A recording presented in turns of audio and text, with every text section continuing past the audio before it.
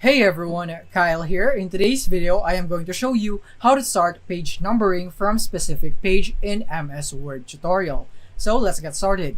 So now here we are in a Word, and from here, let's say we would want to start the page numbering at page number 2. So what we're going to do is that we're going to select the page number 2 here. So let's say here in the top left.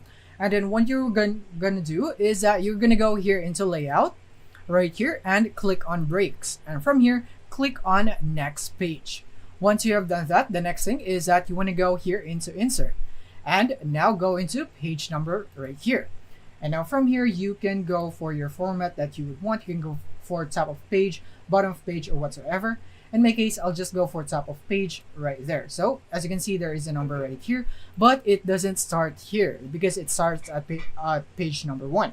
So what we're going to do is we're going to select this right there, and from here you want to disable this to link to previous, and then next you want to go here into page number, and then from here what you're going to do is click on format page numbers.